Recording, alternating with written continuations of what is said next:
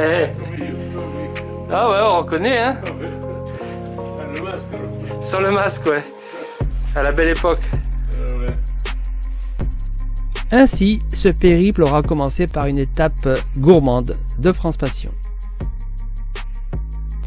Et sans tarder, le lendemain matin, nous prenons la route du littoral atlantique, la Côte d'Argent.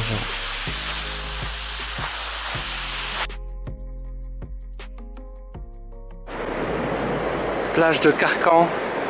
L'océan est un peu agité, mais il y a un peu de vent. Ah, c'est super.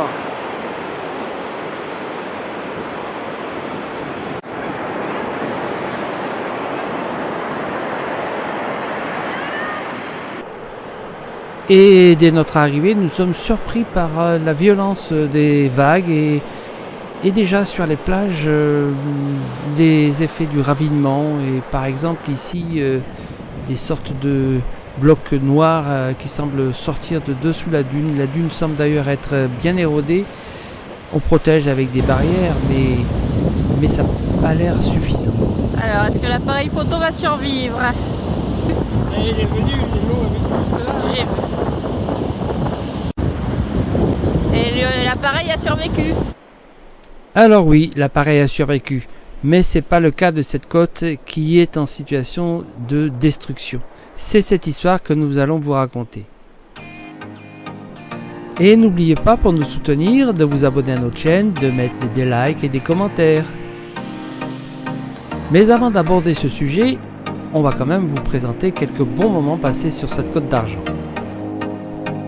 Vous trouverez par ailleurs sur le blog un article préparé par Elodie qui vous parle de tous les détails sur ce parcours de la Côte d'Argent.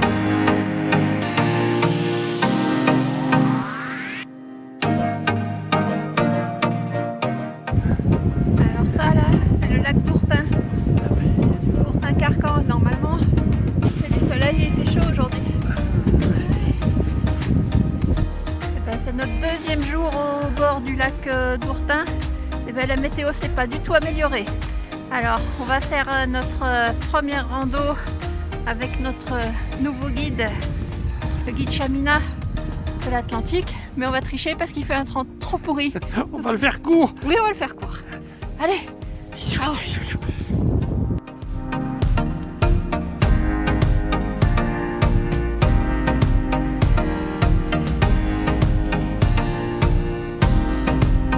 L'estuaire de la Gironde.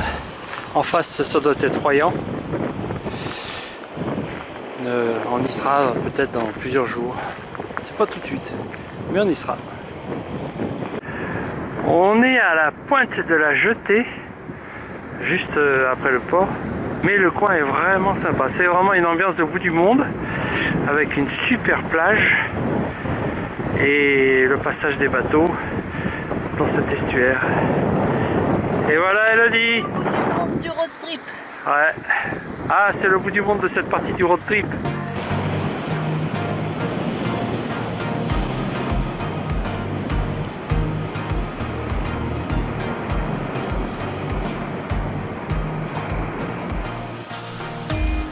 Et c'est ainsi que nous retournons sur notre aire super de Soulac, le coin des piscines, pour vous raconter notre histoire du jour. Et de quelle catastrophe annoncée s'agit-il? Nous avons tous connaissance, quelque part dans notre coin de cerveau, des méfaits des changements climatiques. Et c'est dans ce coin, un peu de paradis, que nous en avons pris la mesure. Voici l'histoire que l'on a reconstituée. Là, c'est marée montante. Et on voit que l'eau arrive jusqu'au pied de la dune. Aujourd'hui, la mer en plus est agitée. Hein. On voit qu'il y a des très belles vagues. Hein.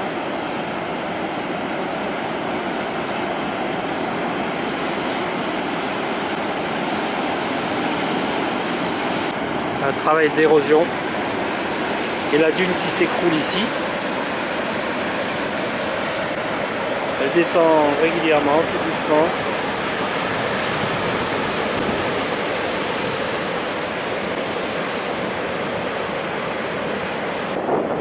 Le résultat, c'est qu'elle recule de 3 à 5 mètres, je sais plus, par an. C'est énorme. Là, par exemple, le camping-car qui est rangé là, dans pas longtemps, disons dans 2 ans, on ne pourra plus y être. On voit partout ici des restes d'habitation qui devaient être sur la dune et qui ont disparu et qui sont tombés à l'eau. Alors on en voit un peu partout avec des tuyaux et des fils électriques qui dépassent. 2 zones qui étaient évidemment habitées ici avant que ça s'écroule. Voilà les restes des anciennes maisons. Ils sont très nombreux. Et toutes ces pierres, ce sont des dalles, des morceaux de dalles, des morceaux de carrelage qui proviennent de la destruction des maisons par la mer lorsque les maisons étaient encore sur la dune. Ces plateformes sont en fait des plateformes d'une substance qu'on va aller surveiller de près. On va aller les voir. Alors ça vous semble être des rochers, c'est ce qu'on croyait nous aussi. Et on s'en est approché, ce que je vais faire avec vous ici, et vous montrer que ça n'est pas du tout des rochers, c'est de l'argile. Et c'est l'argile qui se trouve en fait sous le sable. Le sable étant parti, il ne reste plus que cette couche argileuse. Alors elle se détache sur la plage, on trouve des blocs déroulés comme des galets. C'est assez original et c'est ça qui nous a intrigués et qui finalement nous a fait comprendre ce qui s'était passé ici. Alors ce matin on était en vélo là-bas et là ce petit immeuble blanc que vous voyez ici là, c'est un immeuble qui s'appelle la résidence du Signal, je crois, à Soulac-sur-Mer, et qu'on a vu complètement désaffecté. On se demandait pourquoi. Maintenant on sait, c'est parce qu'il va passer à la baille dans pas longtemps. Il est à quelques mètres de l'eau. Et là il a complètement été déshabillé. Et peut-être qu'ils vont l'éclater avant qu'il tombe, mais enfin bon.